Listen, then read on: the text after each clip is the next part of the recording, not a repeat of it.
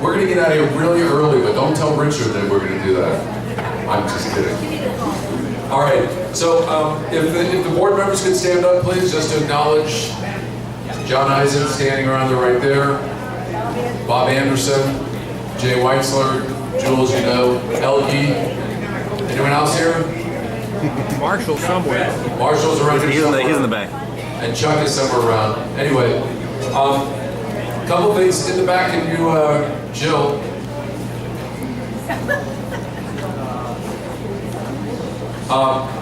Our next meeting in July, we're dark. So we always in July we're dark. So don't come here. There will be nobody here. We'll start up again in August, and we have your Congressman Brad Sherman. And if you need a comb, I'm sure he will bring one. Okay. I wrote down my notes of what I'm supposed to talk about, and I can't read my writing. It's terrific. Okay, can we have Bob? You want to talk about something? Yeah. Hi, everybody. Just a couple of things. I have a group, and it started in Sherman Oaks, working on helicopter noise over Los Angeles. And we're making a little progress. We are hoping that within the next 3 to 4 months, we're going to get some sort of a monitoring complaint system in LA. So if a helicopter bothers your house, you can call an 800 number and leave a complaint, and it actually goes someplace. I can't promise anything because it's going to take a lot of money to do it, but we're trying to convince the Federal Aviation Administration to pay for it. And we're going to meet with them next week. So we'll keep our fingers crossed. Second, there's a thing called the Vision for Sherman Oaks, and I've been working with Jeff Calvin and his wife Maria. Maria and I are the traffic committee, and last couple of weeks ago we presented some ideas to reduce Sherman Oaks traffic to 2 representatives from the LA Department of Transportation, and they actually said they like the ideas and they're going to look into them, so that's good. Won't do a lot because our traffic's pretty darn bad, but anything helps, and we're going to keep working on this. So if you have any good ideas for short-term traffic fixes that won't cost a lot of money, because you can imagine how much budget they have for this, let me know. Thank you. Thank you, Bob. Okay, also, we have some elected officials from some of the different offices tomorrow. Anyone else from the council office that hasn't stopped working because you're running for a race? Are you still in the council office? I think so. I'm not sure. No, Carolyn? She's not. No. You've resigned? Okay. You've taken a leave, I'm sorry. Anyone else from council, any council offices? Elected? No? Okay, then after that, anyone who's running for an office will have a couple seconds as well. Thank you, Matt. Hi, everybody. I'm Tamar Gallison. I'm the neighborhood prosecutor for Sherman Oaks. I am working on still some medical marijuana businesses because they don't seem to ever go away. It's like, you know, someone said it's like playing whack-a-mole. You hit one of them, like 2 pop up somewhere else. So we're working a lot with Van Nuys Narcotics on that. Working with Vice on some issues with some kind of bar, restaurant, hookah lounges on Ventura Boulevard that are causing problems. So we have some kind of creative approaches we hope to work on.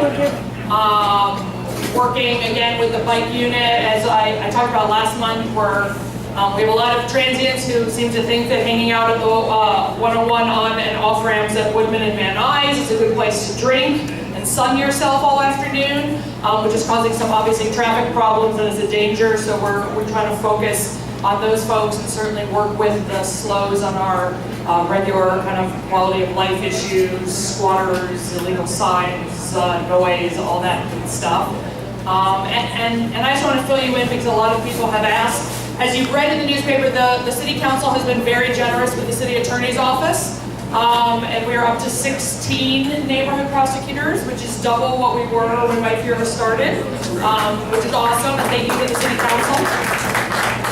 So we should be back fully staffed, which we haven't been in I don't know how long, at 21 next month after the July 1st budget. So we will be fully staffed with the neighborhood prosecutor assigned to every LAPD division. We're going to have 3 medical marijuana prosecutors that only do medical marijuana prosecutions, and we hired a few more nuisance abatement prosecutors. So for those of you who have worked with me in the past on various issues, you know how important these other resources are to me, to LAPD, to really get some of these problem properties taken care of. So we are looking forward to being able to tackle a lot more things with some more staff.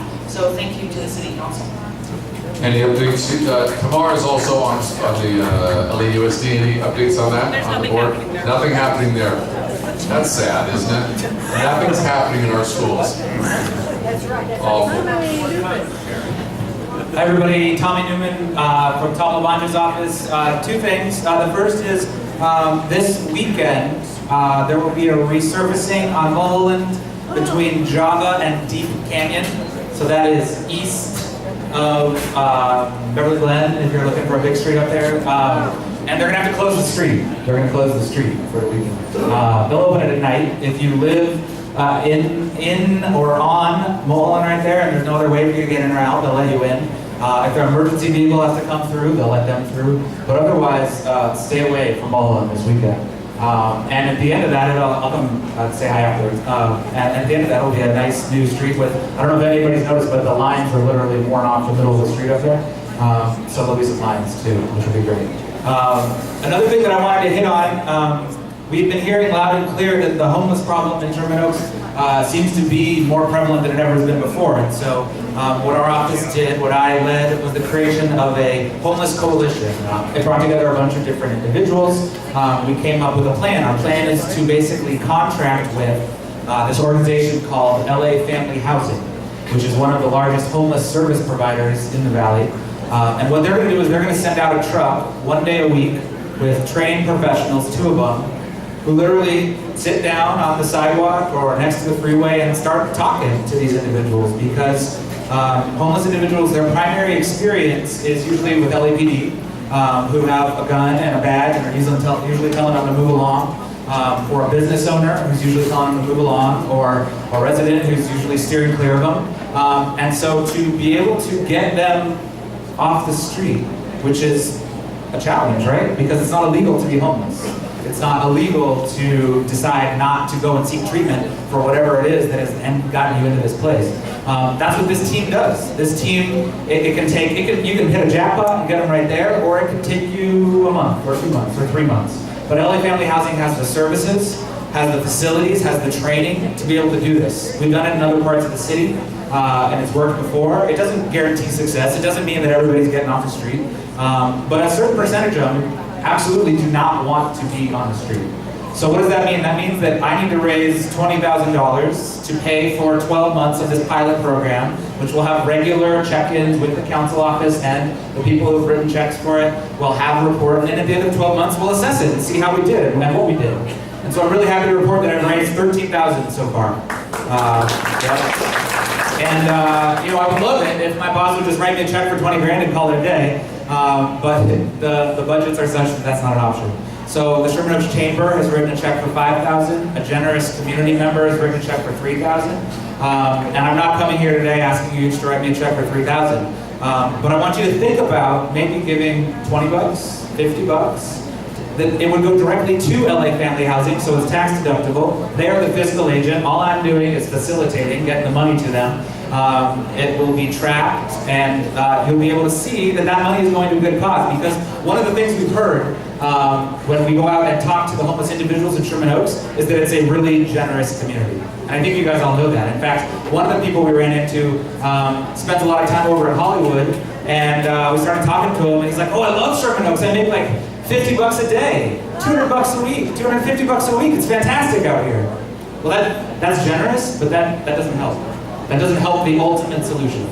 So if you are interested in contributing, no amount is too big, no amount is too small. Track me down. I have business cards. I'll be over here off the side. I need to raise about 7,000 more, and that gets us 12 months of this team out there, and it's a pilot project. We're going to try it out, but we got to try something, because what we're doing right now, asking LAPD to take on the brunt of this, is not a long-term solution. It's not even a short-term solution. So hopefully I've gotten a few of you. Come find me. You know where to find me, and let's work on this. Thank you. Thank you.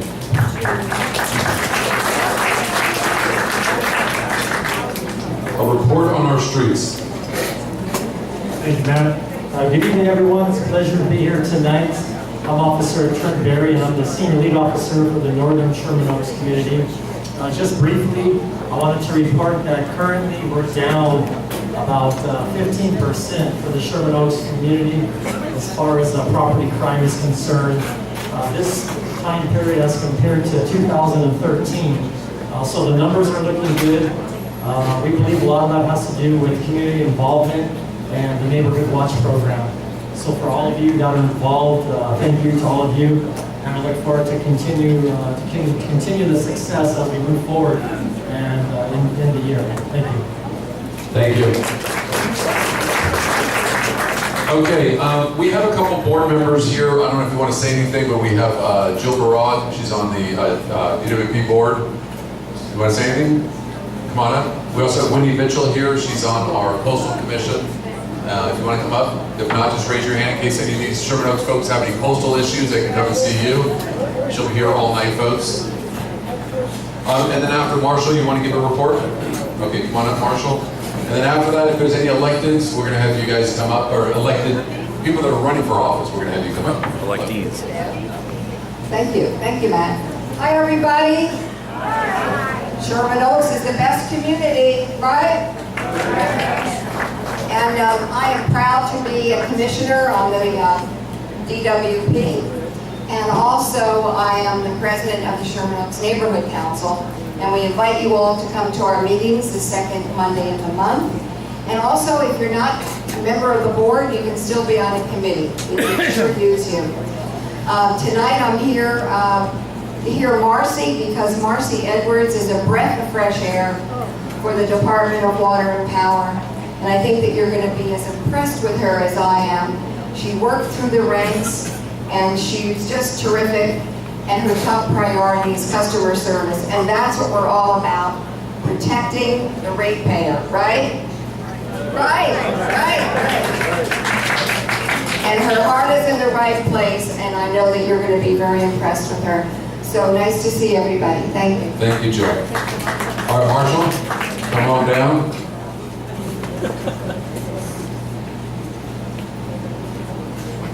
And I can stay in the room now. You know how usually Richard asks me to leave the room? I am no longer on the South Valley Area Planning Commission. I could ask you to leave. Well, I guess 12 years they figured that was enough, and so I did not ask him to rejoin the ranks. So now I can listen to Marshall's report. Thank goodness. What a treat. So excited. Okay, Kimberly Durston and I met with Greg Irwin, who was with the Westfield Fashion Square management team about their proposed expansion. What they're planning on doing, and this is preliminary, is to construct an additional structure of about 108,000 square feet, which is about what they had a permit for before, and I think that permit is still in force. This would be on the south side, that is the freeway side of the current parking area. The plans are to include some additional restaurants, some high-end entertainment venues, along with some shopping areas. They hope to increase the nighttime use of their facilities, and they're thinking about some live entertainment, perhaps small jazz combos, and the like. We formed a committee which includes Kimberly and myself, Tom Jones, who's in the neighborhood, and Jay Weisler. So we will be working on the project. One other thing, I have mentioned a couple of times the untimely death of Bill Golan, who was a biker riding on Mulholland Highway and was run down from behind by a sheriff's patrol car and killed. No reports, this was on December 8th, no reports have come out from the Sheriff's Department, but a suit has been initiated. They did send a bill for the coroner to the widow, but it was so unpopular they retracted it. So anyway, that's the status of that. Thank you. Marshall does a great job. I've been missing this all along. Thank you, Marshall, for all your hard work. You know, if any of you folks, if what Marshall said strikes a chord with any of you folks, he's a board member, but if you're not a board member and you want to just work on an issue, if you want to work on a committee, see Marshall, see Bob. If the helicopter or the airport noise is bothering you, come up to us and talk to us. We'd love to have you join our group and get more active in here. There's a lot of things that we work on. So that was a good report. Thanks, Marshall. All right, are there anybody here who's running for office? Come on up, don't be shy. Wally, you running for anything? Trent, you running for anything? No? Smart man.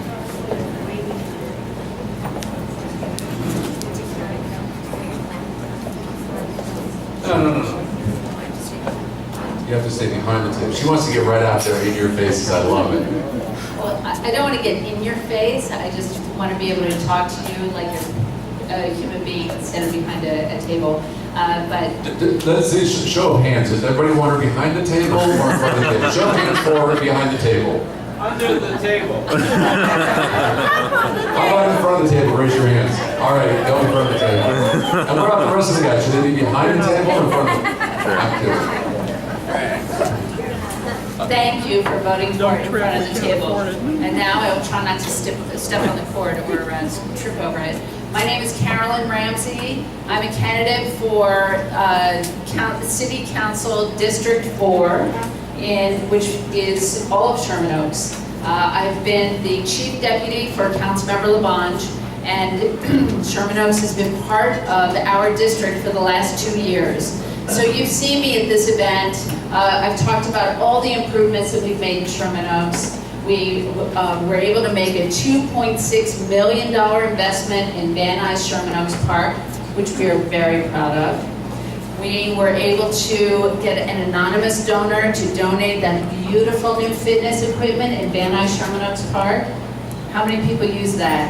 Anybody? Isn't it fun? I know Sidonia loves it.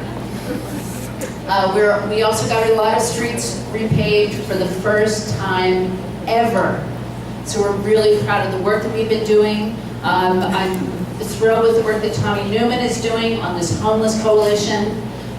We want to continue doing this work with the great staff that has been working in Sherman Oaks for the last 2 years. And that's why I'm running for City Council. I'm here with my niece, Chloe Ramsey, who came out from Philadelphia to help me with my campaign. So I will see you every month as I've been here often, but I will be back. I would love to talk to all of you, and I would love to earn your vote. Thank you so much. Nice job. Oh, also, thank you, Chinky's Cafe and Butter Chili. Food was good. Thanks.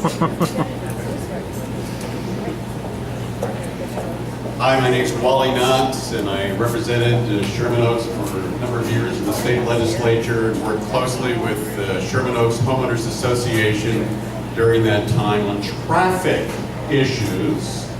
Some of us may wonder, when you're a candidate for public office, meeting with folks like Bob Anderson to talk about the vision plan and working on Sherman Oaks issues, what are the 3 top things folks want to talk about?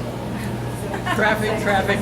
Thank you! Traffic, and traffic. It was a setup. The issue that's off the charts right now is an issue that Richard Close, Sherman Oaks Homeowners Association, and I have been working on for years, and that is, what do we do about the traffic issues? Not just the 405 and the 101, on which significant progress has been made, but also in our own communities. And one of the answers to that is working with the local organizations, the neighborhood council, the homeowners association, on what you are calling your vision plan. That is a document that can be a powerful weapon to make the city pay attention to the issues that you really need paid attention to. And I have to congratulate this organization, and Richard in particular. I don't know if you folks are aware of this. It's a little bit of insider baseball. In 2012, all the city council districts were reorganized. All the lines were redrawn. Prior to 2012, Sherman Oaks was divided in half. Your clout was diluted because of that. Close and you folks went to the map, and Sherman Oaks is now entirely encompassed in CD4. Congratulations on that. We'll be back here talking to you about those issues. Thank you all. Marcie, you want to work your way up? Hello. Hello. I'm not used to speaking into these things, so I apologize if I have to adjust it a little bit. My name is Oscar Winslow, and I apologize for not getting to you before now. I haven't worked in Tom Lavange's office, and I haven't represented you in the past, but I hope to represent you now. How's that? Is that better? Yeah. Okay, again, I'm not used to this, so I apologize. However, I do live in Sherman Oaks, so I would dearly love to represent you here in the 4th District. More importantly, I'd like you to take a look at my website. I won't take a lot of time. I just came to introduce myself. I'd like to have you go to my website, take a look at who I am, what I'm about, and it's OscarWinslow.com. So that's OscarWinslow.com. Did I say OscarWinslow.com? Just want to make sure you heard me. But primarily, just to give you a little bit of my background, I currently work for the Los Angeles City Attorney's Office. I'm a deputy city attorney. I am a retired police officer. I was with LAPD for 22 years. So clearly my focus is going to be on public safety. But there are other issues that I'd like to deal with. And again, this isn't my opportunity to get before you and really win you over. That will come in time. I would like you to take a look at the website and get to know me a little bit better. And again, I will be back. So thank you for allowing me a little bit of time. Thank you.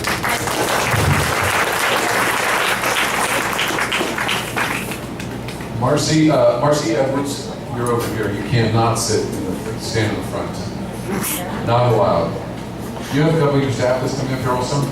Sure. Okay. You've got. Okay.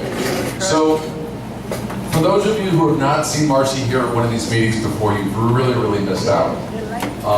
She's very entertaining. She has great sense of humor. She does stand up actually on the side. No, actually this is her first time here, so I was kidding about the rest of the stuff. Marcie has been the general manager of the Department of Water and Power now for 100 days, is that right? So because of that, do you have your staff that's coming up here to help you out? Look No? at Joe. No, not me. No? Randy, Okay. come on. All right. Randy, If Michelle. you guys are going to come up and help the boss lady over here, you better come up here right now so we can... Randy and Michelle. Randy and Michelle. Okay. So anyway, Marcie, her father and her grandfather both were in the Department of Water and Power. The Department of Water and Power, as we all know, sends us our bills every 2 months. Yeah. And when we get them, it's not something that we're excited about seeing, but they do provide a fantastic service, and they provide something that we absolutely do need. Her job oversees 9,000 employees, 9,000 people working for the Department of Water and Power. Usually there's 10 of them to fix one hole, and man is one person kind of walking around, but that was a joke. But anyway, just a little observation. Their budget is $4.3 million. She comes from Anaheim. She was general manager there, or 13 years down there? General manager and city manager. She has a fantastic resume. We're really looking forward to seeing her take. There's some very controversial things going on with the Department of Water and Power, as you guys know. The $40 million issue. There's all kinds of stuff. So, but before we get into the questions, and John is going to be asking the questions. He's got some great questions from the audience. Marcie's also planning on sticking around afterwards. Is that correct? In case staff is? Okay. So let's if you could just spend 2 or 3 minutes, 5 minutes, the first part of it, telling us who Marcie is and just a little bit about yourself. It's like the least interesting part of this, but okay. Hi. First of all, thanks to Jules for the invitation. I really very much appreciate it, and I know your dance card is very full on this particular group, but when I get a little more than 100 days, I would appreciate another opportunity to come back and report on what we have managed to accomplish. So if I could make that request early on. I have roughly 30 minutes. I want to be able to move to questions quickly. I just want to manage your expectations. I brought some people with me actually who have greater depth of field on a number of these issues than I do. To my left, this is Randy Howard. Randy runs the entire power system and customer service. So he knows a whole lot. Next to him is Michelle Moore. Michelle is the head of the customer call center. And one of the reasons I want to point out Michelle to you is in a group of this size, it's very often we're not going to be able to get to every specific question or every specific issue. If you need for us to get back in touch with you, please get a hold of Michelle, leave her your contact information, and we will do that because I want to make sure that anybody who wants to have a conversation with us has that opportunity. Third, with respect to the questions, and you can choose to grant this or not, but I would appreciate it if staff could be left with a pile of green because I want to go through them myself afterward and understand how each one of them should be answered. So if, for whoever's managing the green pieces of paper, I would appreciate that. Okay, with that, I'm going to bounce around a little bit. As was requested, I did 25 years at DWP in my first career. I actually started as a clerk, worked my way up to assistant general manager of DWP in 2000, went down to Anaheim to run their utility for about 13 years, and then the last year I took over as their city manager. So I've been doing this now, at least in this industry, for about 37 years. You heard that both my father and grandfather did as well. They were both good blue-collar guys who put in a lot of effort. My grandfather actually was here prior to DWP, well, it was still the Bureau of Power and Light. Was involved in the San Francisco Dam disaster, was running a mule team to actually pull the turbine from one of the power plants that had washed downstream back to the facility. So my family has a lot of history here. I was born and raised in the Valley. This is my stomping ground. I was born in Van Nuys, raised there, then moved to Granada Hills to do high school, and then my young adult life was spent in the Chatsworth area. So I've pretty well been all around cruising Van Nuys Boulevard for years. Remember that? Oh my God, that was so fun. I got in more trouble in the Valley. I'm glad they don't have pictures. Okay. I want to just touch on a couple of basics because, as I said, I want to get to questions. First, realize I do not have your billing history in my back pocket. I do not understand the specifics of your particular concern, and I want to underscore that it is important to me to have that and make sure Michelle has that information if you need us to get back. I do not want to leave with somebody saying, I got this big problem and nobody cared. And that's not what we're about. DWP for years has been what I characterize as an engineering-based organization. It was run by engineers. In fact, when I was young in the department, the top 3 levels were all power system engineers in management. You just didn't move up if you didn't have that skill. And the challenge is, at the time, that's what we did. We built big things. We built the aqueducts. We built steam plants. We built massive electric and water distribution systems. We did these assets that lasted for 30, 40, 50 years or more. But the role of the utilities is has been shifting dramatically toward renewable power, toward a number of things, and we need to be able to manage the rate equation throughout all of that. So a couple of quick basics, then we're going to get to your question. First of all, bear in mind, DWP is a branch of government, and we are not a nonprofit, we are a not-for-profit organization. Why do I say that? 2 reasons. One is We don't have a dividend margin that, as an example, the large investor-owned utilities do, where they have to hold up a stock price. Our stockholders are basically sitting in this room, okay? And that's a very important point to make, I think, to keep track of what we're here to necessarily do. There was a second point to that, but Lord only knows. Oh yeah, as a non-for-profit agency, we can only charge what it costs to serve. So we don't have a dividend, and that's important because it's a zero-sum game. Randy and I were talking earlier today that the best way in our view to do rate making is everybody pay for what you use. Let's stop with so many of the additional programs, dividends, subsidies, because by the time they're all applied, they're applied in a very unbalanced way. And it skews the relationship that we have with customers. Because basically, all we're about is trying to provide you that commodity. Let's see. This is something you maybe won't believe. I can actually prove this empirically, and I'm saying it into the camera, so you know it's got to be true. Do you know that rates for DWP, water I think is second to lowest, but the electric rates are the lowest in Southern California?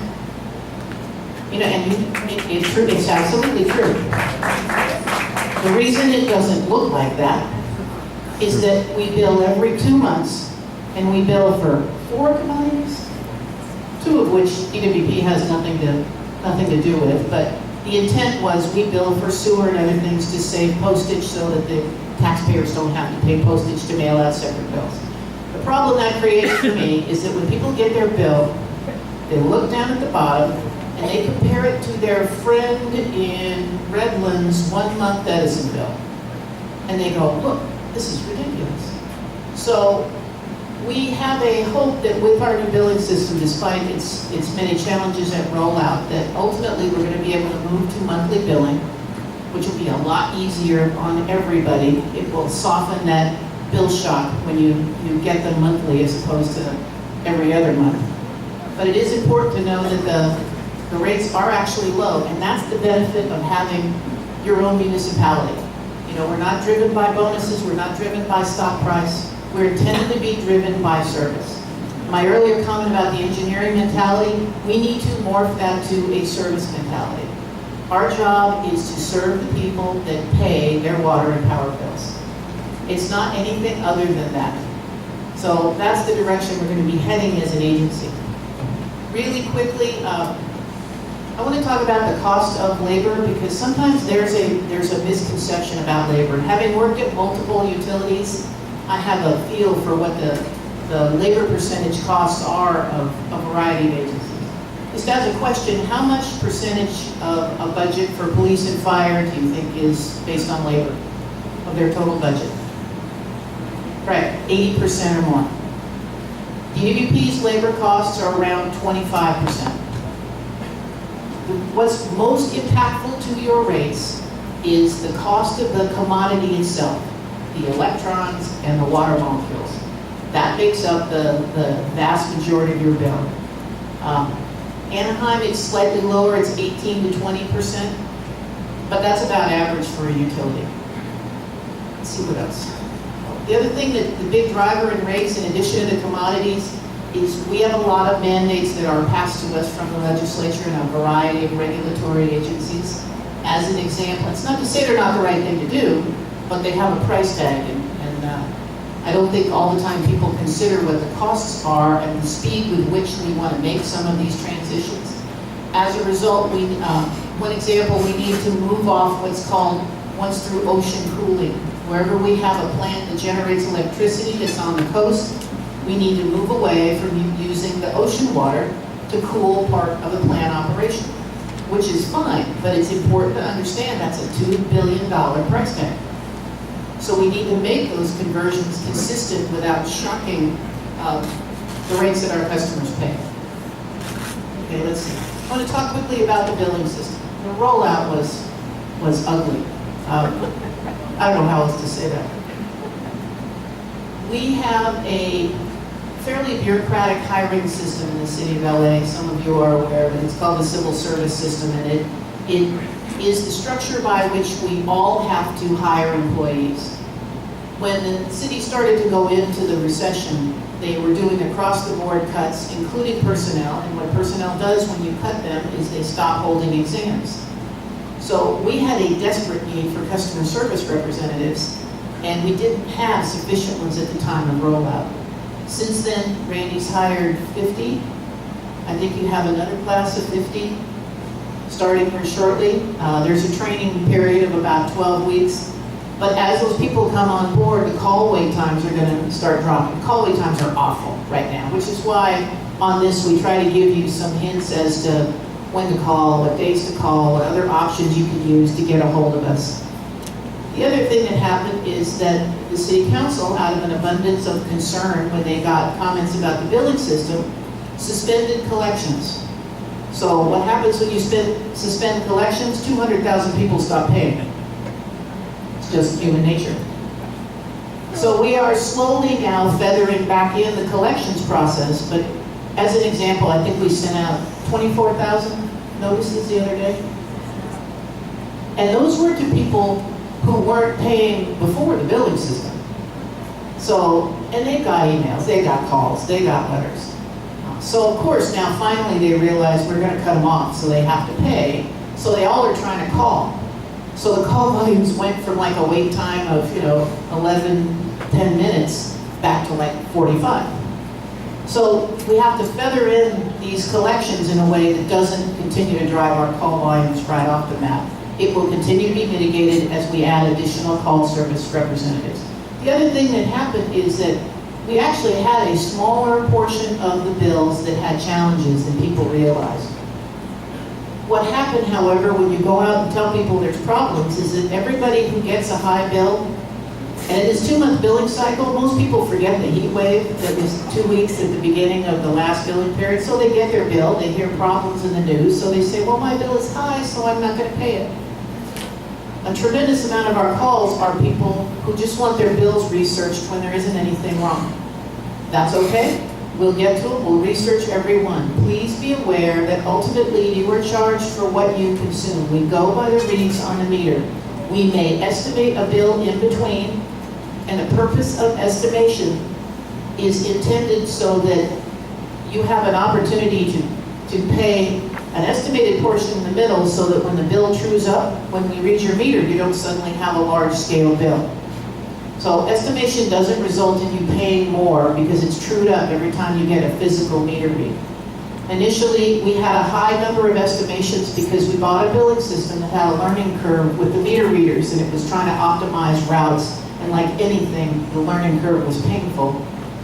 But now we're down, the amount of estimations reflects what the industry average is for our business. You always have 4 or 5% of bills you estimate because there's locks, there's dogs, there's other access problems, but we're down to what the industry standard is.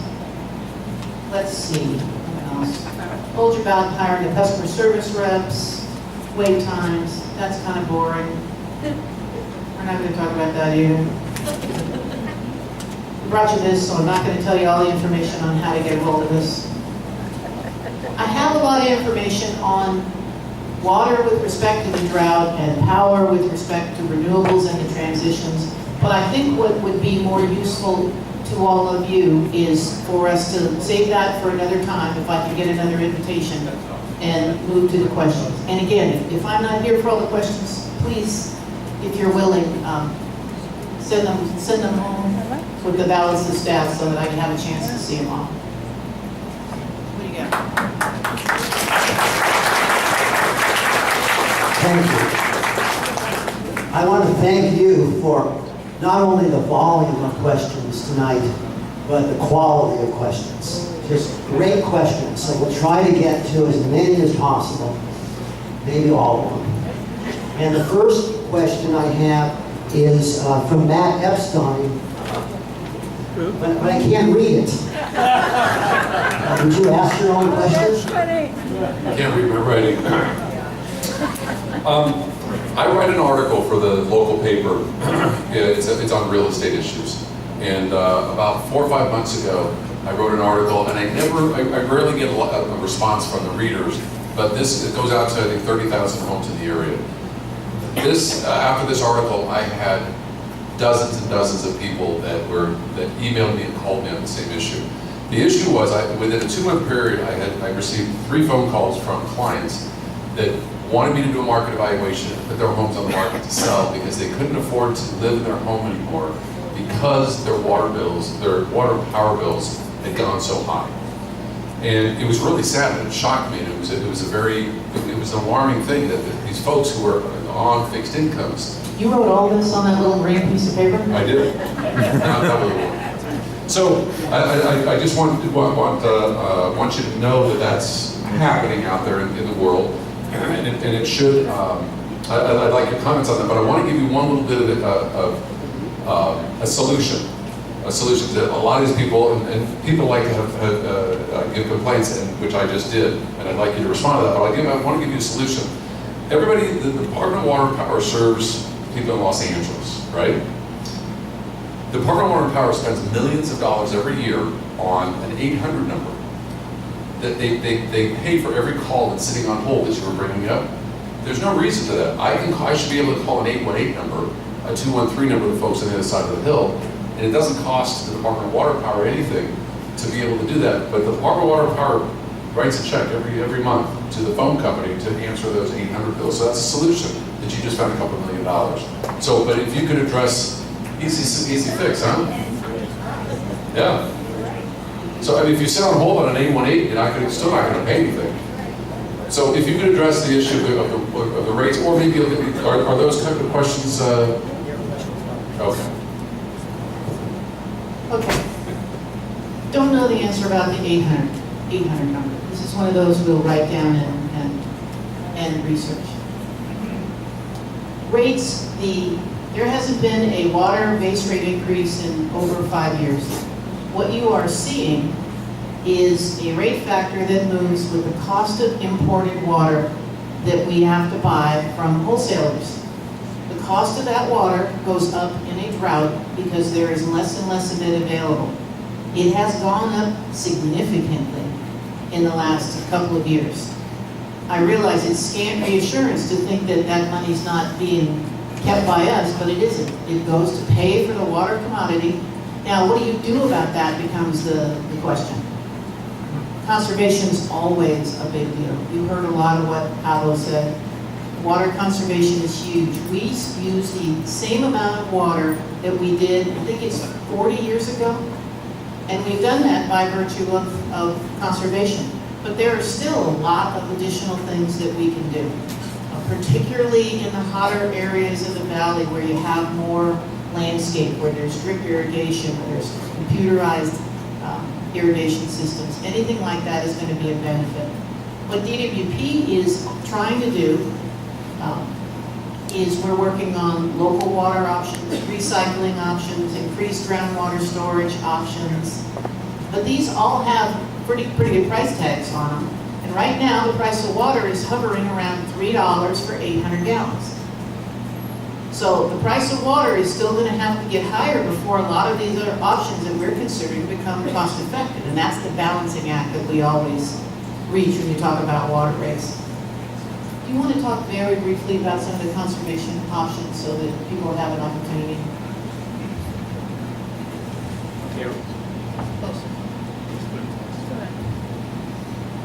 Right now we have a turf removal program. I know everyone loves their turf. We do have a turf removal program, and the price just went up to $3 per square foot of turf removed. Green, live, healthy turf. Up to 2,000 square feet at your property. You remove the turf, you cap the overhead system, which is pop-up spray heads. You come back in with drought-tolerant, California-friendly plantings, desert landscape, like DG, rocks, boulders, dry riverbeds, make it look really nice. And we'll pay you $3 a square foot. For 2,000 square feet, that's $6,000. That's more than enough for a landscaper to come out and do the project full cost. Your benefit will be lower water bills. We also have our traditional toilets. Residential is $150 rebate for toilets, changing out a 1.6 gallon flush or larger to a 1.28.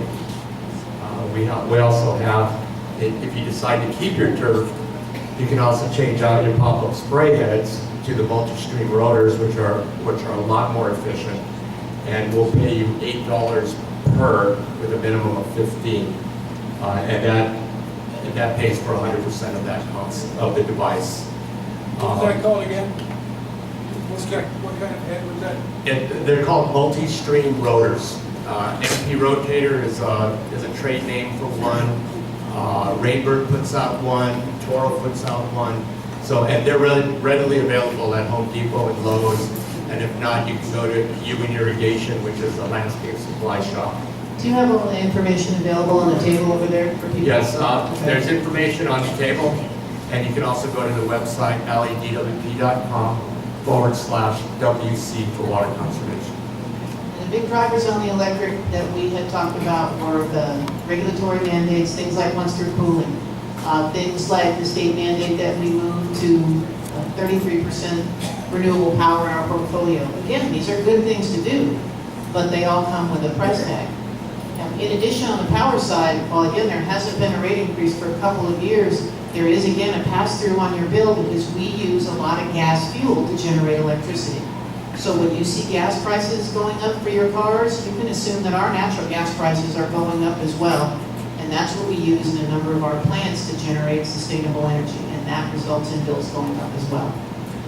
I have a number of questions on a particular topic.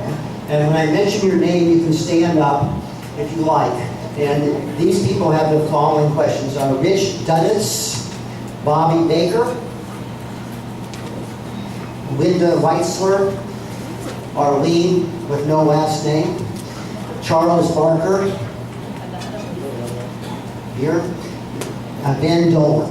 Okay, so we'll try to do this quickly. They're very similar questions, but they're each unique. All right, number one, what is the situation with the IBEW and who is in control? Also, where did the $40 million go? In a minute or less. I don't think I can do IBW in a minute or less. As all of you are aware from reading the newspapers, there were two trusts that were created a number of years ago to facilitate collaboration with the union on safety issues and training issues. The payments to the trust were based on a percentage of employees. I forget what it is, like a quarter or something. And it ends up to be roughly $4 million a year for the last 10 years. That's where that $10 million or that $40 million number comes from.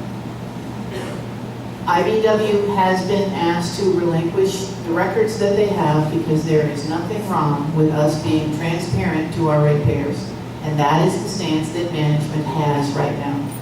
It's your money that we're using, and it's important that we have an accounting, management, as well as our board has been steadfast that that information should be turned over to the city controller for a full audit.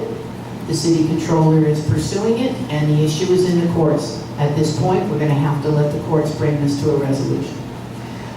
What do you intend to do to encourage the union to divulge the information about the $40 million? I was thinking of drinking more.